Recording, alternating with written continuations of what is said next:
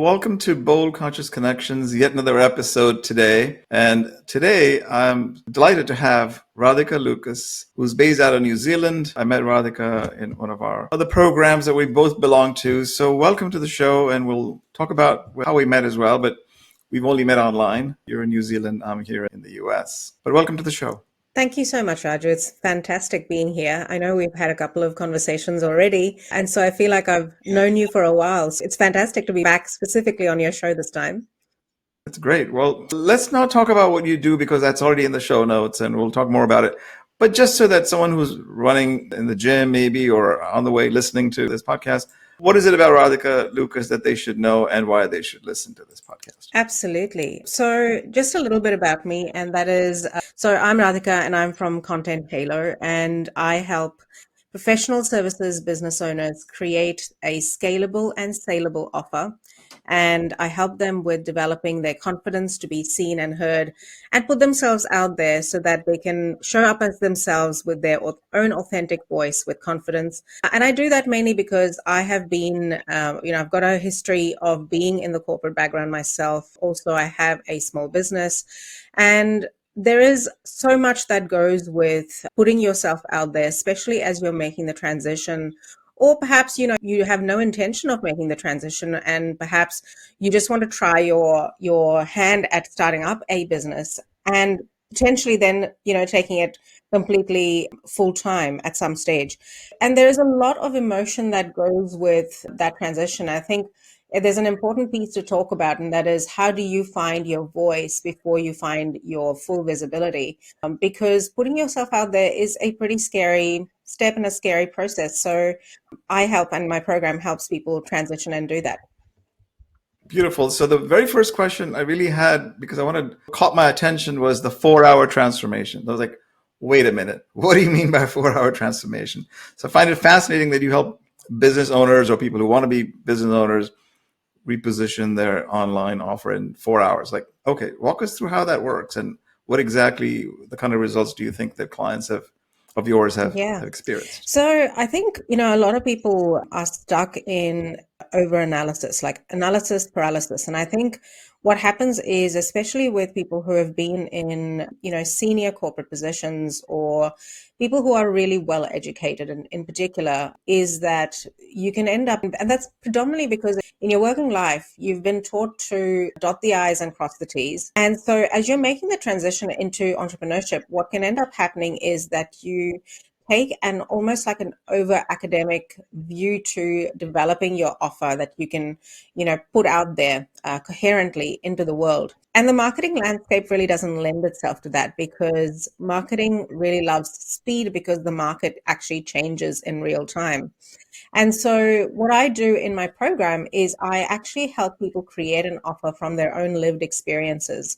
And I combine that with like a problem solution technique, in the sense that we look at demand signals from the marketplace and we match that with people's own strengths, and we have a strengths aligned offer that is created in a one-on-one format across 4 hours, across 4 weeks, so that people have enough time to marinate on it. And it becomes like this living, breathing thing that is very unique to each and every individual, because let's face it, there is a lot of noise out there in the marketplace. And I think that the only way in which to stand out in 2024 is to have something that is so uniquely you, and something that you can call your own. And it's really important, firstly, to not have you stewing and sitting in it for ages. And so that's part of the reason why I created this, is because if you can have a cohesive offer that you can put together in 4 hours, then what that'll mean is that it'll enable you to do all of the other things that you need to do, which is actually putting yourself out there and, going out and establishing yourself as an entrepreneur. That's very interesting. I might need some help with that too. You've spent almost 18 to 20 years, you studied marketing, advertising, you're really focused on media and marketing. That's been your bread and butter. That's been your focus of your life. Is that correct? Absolutely. Yeah. I love advertising. I love creativity. In creative fields pretty much all my life, really. And I think my childhood really lent itself to that. And I think a big part of that was actually the enabling environment in which I was raised in. There weren't a lot of no's. There were a lot more yeses. And I think what that enabled me to do is that I just came with the overarching belief that I could pretty much do anything I put my mind to. And a large part of that was freedom to just be and the space to just be. And so I took up writing poetry as a child. I actually was published in a national newspaper right at the age of about 10 or 11. And entrepreneurship was actually part of my bringing. So in the summer holidays, I used to go door knocking, door to door, and I'd ask people to pay me some money if I acted out a little small skit for them along with my cousin who had rallied along to come along with me. So creativity was something that has really, been with me as I've gone along this journey. I've been no stranger to that. And of course, I fell into advertising as a result. I did my degree in advertising, absolutely loved it. I think strategic advertising management was actually one of my favorite papers at university. And then I went on to working in media audits. I worked for a really large audit company. I think you would have heard of Accenture. I was doing audits for some really pretty big blue chip clients, L'Oreal, GSK, Coca-Cola, Amatil, all of these big guys. And yeah, just loved the process. Ended up in creative agencies, in media agencies, marketing. And then I ended up in behavior change as well. So I did 3 years in behavior change within the marketing space. Absolutely loved it. Got so much out of it. And of course, from that, I understood the power of really leaning into our own lived experiences to create something that's uniquely us. Because I think marketing is such an amazing field in the sense that as long as there is a market message match, you can absolutely leverage your lived experience to come up with something that's uniquely you. And yeah, so a long-winded answer to your question, but been in it for the last 20, but really I feel like I've been bred for it my entire life. That's great. And you grew up in India, is that I correct? did, yeah. I grew up in In your India. early So I childhood, is that? spent the first Yeah. 20 years of my life in India. And I actually moved Mhm. across because when my parents moved over, I was still a dependent. So I was still under the age of 18. And so I came Mm. over when I was originally 17. And I decided that I loved the freedom that I had without my parents around me. And so I went back for 3 years, and then suddenly decided that, well, actually family does matter and family are really important by the time I turned 21. And so I decided to come back and join my Mhm. parents who were already here. But yeah, I grew up in India, which was great freedom. Okay. Oh, great. Awesome. Well, so people in India are probably listening to this, hopefully get inspired here too. Interesting your method of you combine lived experiences with custom frameworks. So could you share more about this approach, not only that differentiates for your clients and then how that contributes to their personal growth? Because is it business, is it personal, is it combination? What exactly are you after in that case Yeah. So to make it authentic and congruent to who they are individually? absolutely. So I know that, like, for example, give you a recent example of someone who I've worked with. One of my clients is someone who's been a, head of HR for a really large global company. And she saw herself on the edge of redundancy more recently. And this was literally only in December of last year, so December of 2023. And after having been through a series of redundancies and restructures that she was part of, obviously that came as part of her role, it left her feeling really depleted. Mhm. It left her feeling, sort of almost robbed of her soul. And she paid the ultimate price for it with Right. her own health. And I said, I think the last conversation that we had was that in our lives, something comes along that is usually sort of like akin to a feather touching our ear and we ignore it, and that's the sign that we ignore. And then Yeah. there's usually a brick to our head, and sometimes we ignore that.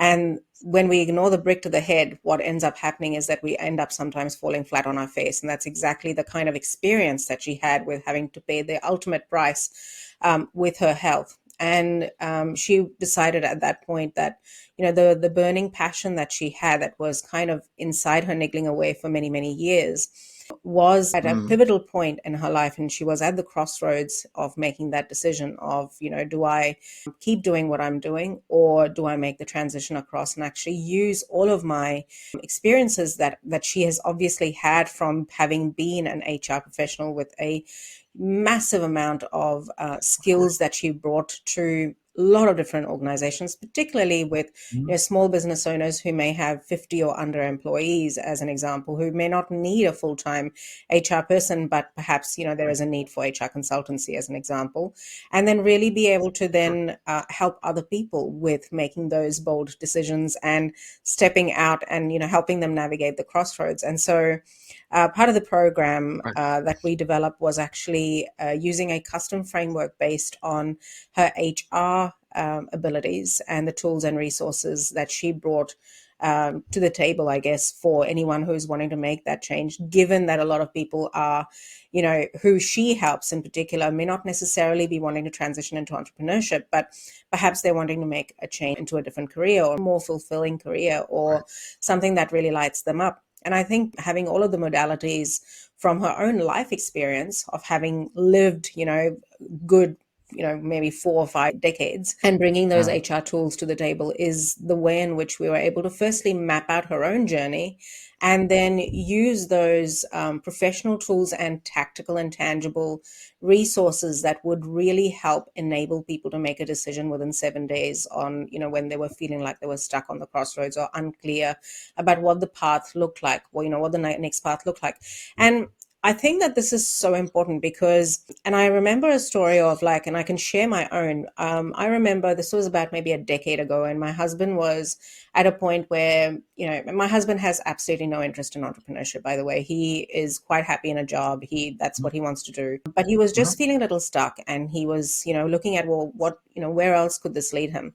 And I really struggled with finding a person who could help us making that decision for him, that could take him through sort of like a step-by-step framework. Apart from like a usual, 1-hour conversation with this person one-on-one, there really was no other outlet for us to be able to go and speak to somebody about that. So this client's framework, what it does is it actually helps people, with a tangible thing that they can take away. Because at the end of the day, when you're creating an offer, the biggest thing that you need to have at the forefront of it all is really a tangible outcome. What can your offer help someone with in a tangible way that they can say, well, okay, within 2 days, I can give you this, or in 7 days, I can give you this. And it's really leveraging all of your expertise that you've got and combining it into an offer that is really powerful with, and this is where the marketing lens comes in, with using demand signals that that you can see and tap into that are in the market. Right, because ultimately, fear of judgment and visibility is a common barrier for most of us, right? Do I quit? I mean, am I going to get paid for the wisdom I've accumulated over, let's say, 2 decades, in this case, 3 or 4 decades, and I'm getting enough of a salary so I'm comfortable, and so I can't quit, I won't quit.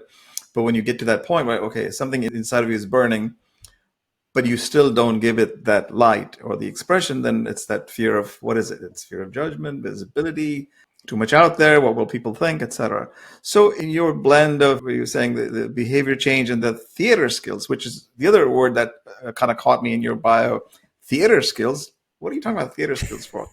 How do you help clients overcome those fears and confidently articulate themselves? Because theater? Tell me more about that. So what I haven't shared with you, and I think I only just shared a little bit about that, is when I went door knocking in the summer holidays. This was when I was under 10 years old. And then what ended up happening was that I ended up actually training in effective speaking and speech and drama from Trinity College London. And I did that for a really long time throughout my childhood, actually into my teenage years. And part of that was I was a really shy child, and actually probably am still fairly shy. Even though I don't come across as shy, I am inherently an introvert, and I am inherently shy. I spend a lot of time on my own thinking about things, but there is also another part of me which is quite flamboyant and likes to come out because of my theater background. And what I ended up doing was I actually created entire massive productions as a 13-year-old or 14-year-old. I'd get together with my best friends. We'd actually be up in India. We used to live in these apartment blocks, and every apartment block had like an open terrace at the top. And we'd get there and we'd brainstorm this production that was going to be coming about. And I created this theater show, which was like and of course I was center stage and I was going to be, the main cast. So I made myself the main cast in this theater production. But apart from that, and I ended up getting a lot of people, we're talking like hundreds of people at this production. What I ended up doing was I took the same format into involvement in school from my elocution and effective speaking days. And what's ended up happening as a result, fast forward to today, after being part of many different productions, after being on stage, after conquering my own fears, is that I went through a period of about 10 or 15 years where my voice was silenced. I went from being like this really flamboyant, I was someone who was very confident in my late teenage years from after having been quite shy, all of that. I think we go through transitions in our life, we're invincible. And then we go through a period in our life where we actually just downright feel broken. And that for me was probably in my 30s, where I ended up with, going through a really large sickness and being in huge amount of pain. And I think what that did was it really eroded a big part of myself. I almost felt like I lost a part of myself in that process for probably a good decade. And as I was coming into entrepreneurship and as I was realizing that actually more and more people, our voices get silenced through the process of, I would say, institutionalization, or in this group think, or this whole people pleasing thing that we kind of go through. And not for any other reason than the fact that I think, large format institutions and corporate workplaces are actually designed for you to be likable. I mean, that's generally how you end up, climbing the corporate ladder, right? Is the more likable you are, the better your chances of actually climbing that corporate ladder in a way. But I think entrepreneurship actually demands almost the opposite of us. So we've got to then get rid of all this conditioning. Sure. And I call it, and I just, I don't use any academic terms, but I just call it sort of like layers upon layers of dust, like that you would have on a bookshelf that hasn't been cleaned. Sure. And you've got to get rid of all of these layers of dust and almost have an unconditioning or an unlearning of sorts. And so what I decided to do as I came into entrepreneurship was that I knew that it was demanding of me. It was actually asking of me to lean on the younger part of me. So the person who used to be in theater, who used to put myself out there, who used to be confident on screen, and especially video, in order to make a connection with our audience, especially in an online business format. And what I realized I needed to do was really needed to help other people, not only find their voice, but actually also find their visibility, because it's actually the blend of not only accepting your own life experiences and all that you bring to the table, but then also being able to confidently articulate that in a coherent and cohesive way with your offer that then also then resonates with the market. And I knew that there was going to be a need to blend my marketing and advertising background with my behavior change background that I had when I was working in a not-for-profit and, led some very large multi-million-dollar campaigns across Australia-wide. And I learned the importance of supportive messaging in that format.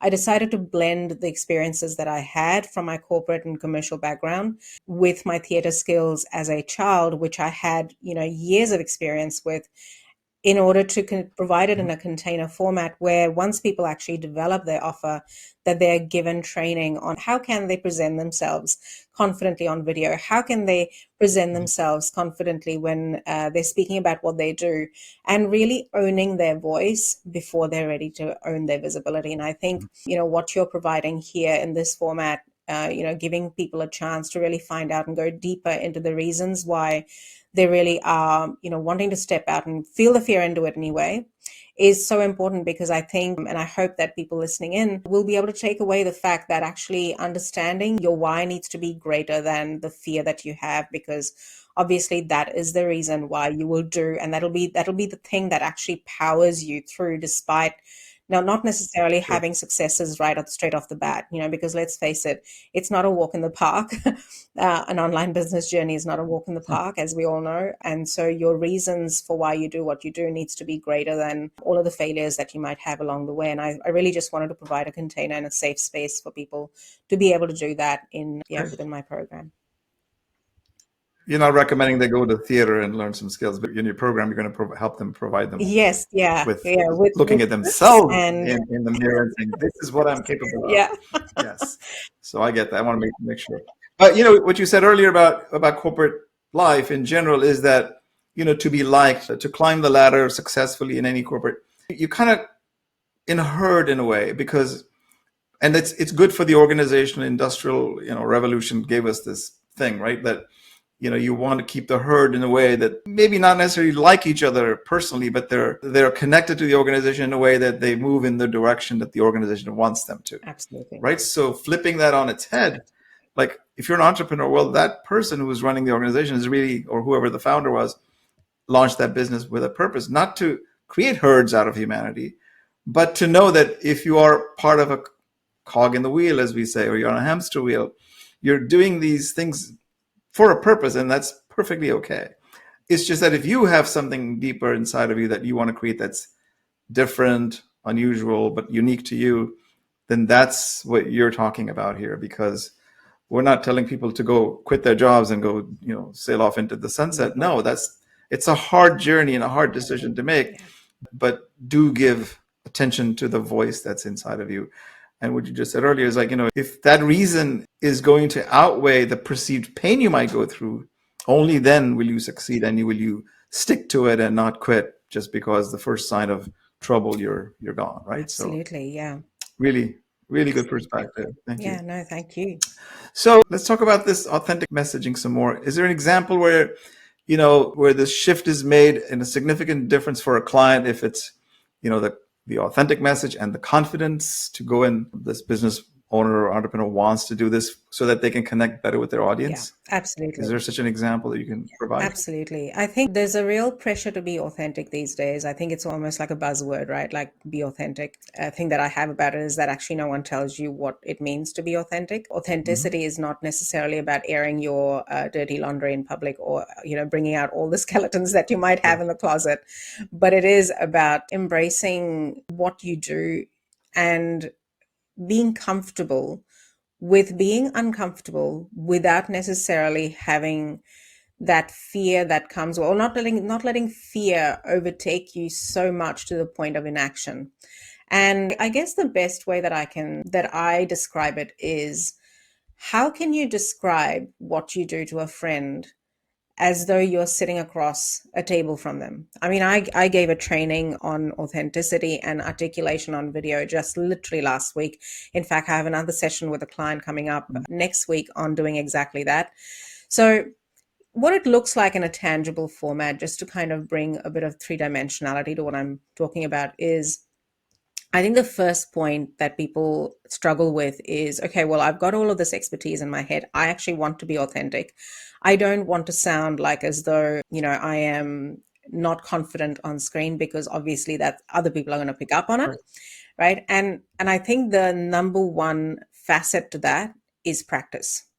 So you have got to be able to practice and articulate what it is that you do in a way that feels good from like a gut feel perspective. So that is the practice side of things. So I actually take people through that within my program.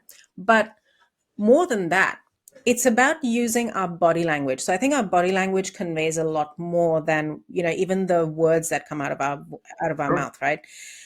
And some of that actually leans on the theater skills, believe it or not. So, for example, I could say I help professional services business owners, build and create a salable and scalable offer in 4 hours, right? And I could say it in a really flat voice. And it will sound flat if I say exactly that. But if I was to use my body language, if I was to use my voice articulation, if I was to use my arms and my hands to express myself, just as though I was sitting, literally in front of you across a table having coffee, my conversation with you is going to be a lot more, well, firstly, conversational, even though I may not be across the table from you, even though I may be talking to myself. And that does take practice. That authenticity comes from clarity. And I actually think I've got a three-phase framework within my program, actually, which is Number one is clarity. So you have to be clear about what it is that you are offering people, and it needs to feel really good. You need to feel proud of what you've created.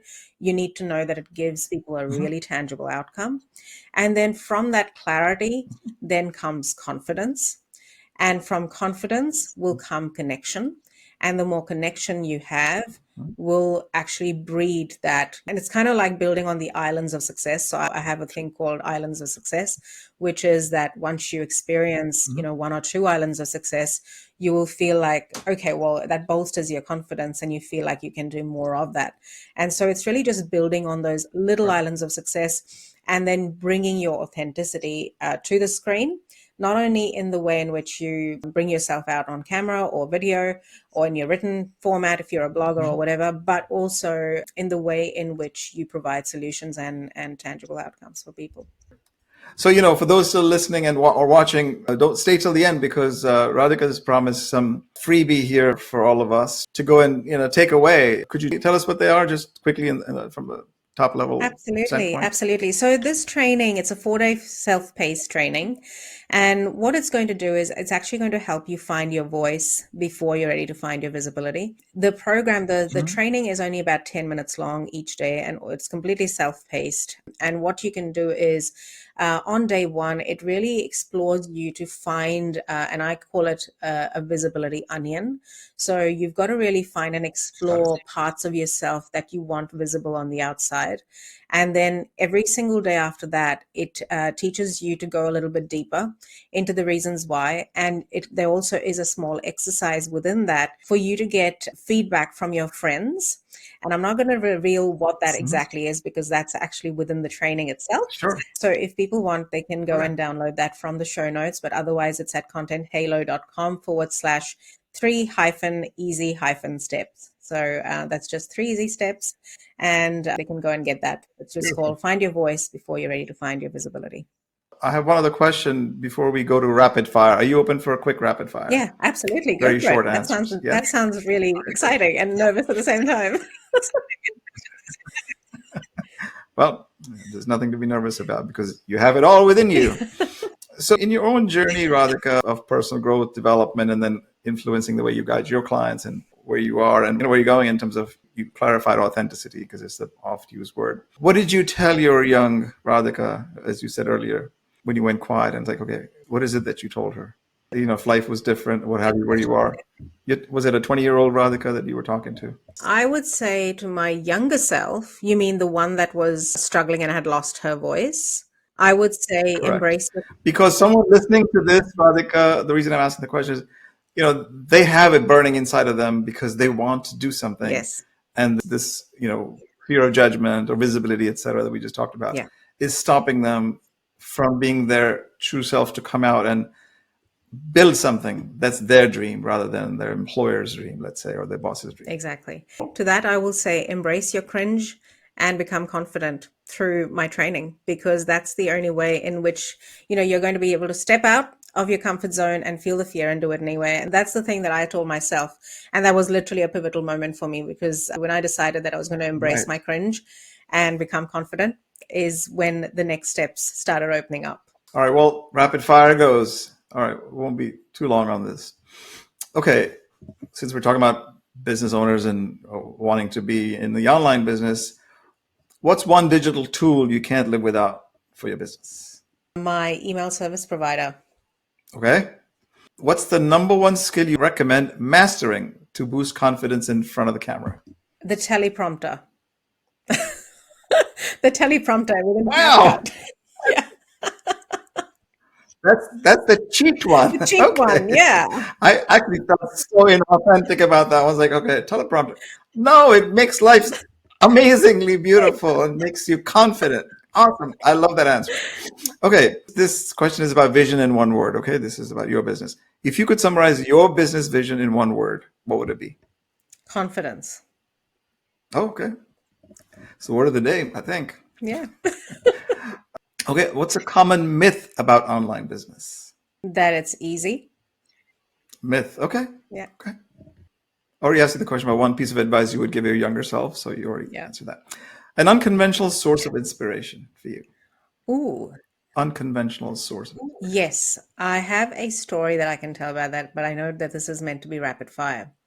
But the whole reason why this whole training even became a thing was because I actually thought that being outwardly visible on video was enough to tick the box on visibility. But it was when I was scrolling through a completely unrelated topics, nothing to do with online business at all. And I Mhm. saw, and it stopped the scroll firstly. And this person was actually had the guts to say something that most people think about, right? Is when I realized that actually it's more important to have a voice before you're ready to actually have visibility. And is the whole reason why this training Mhm. even became a thing. Because for 2 years prior to that, I was simply being visible. I was only embracing my theater skills, right?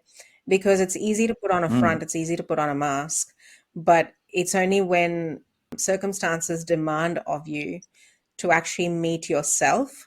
And you actually have to be prepared to meet yourself. And the unconventional Mhm. way in which I was able to meet myself was when I realized through this post that I wasn't actually fully embracing my own voice.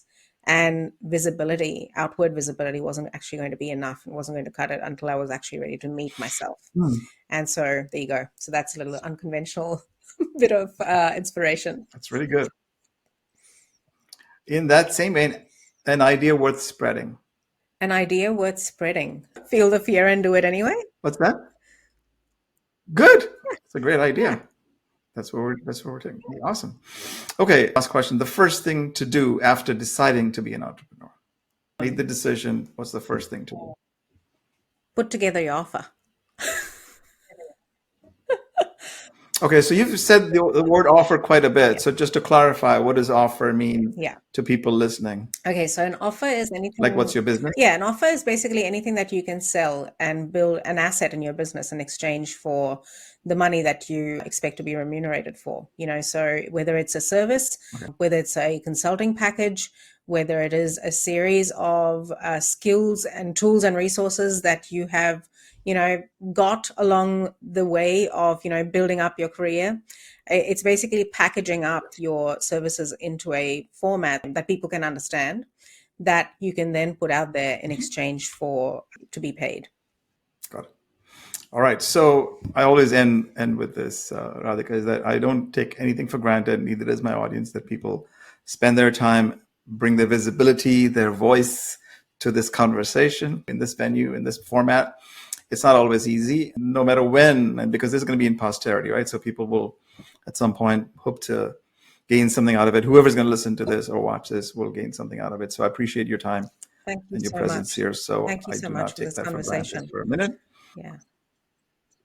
And in that same vein, what would you have discovered perhaps in this conversation for you? I really loved the opportunity to firstly have a chat with you. I always feel like whenever we have a discussion and a chat, I just so enjoy it. So thank you firstly for that opportunity. And I think what I've uncovered is probably the need to be more clear about what an offer is. So an offer is, something that I have been what is an offer? And so it's in the simplest form what it's an asset in your business, right? So firstly that, but also I hope that the audience has be able to take away from this conversation is that don't undervalue your life experiences, because, and I think Mhm. the other thing that one can take away is that the more you are prepared to find your voice, the bigger your value will be. And so own your voice and Mm. authority, and the value will take care of itself.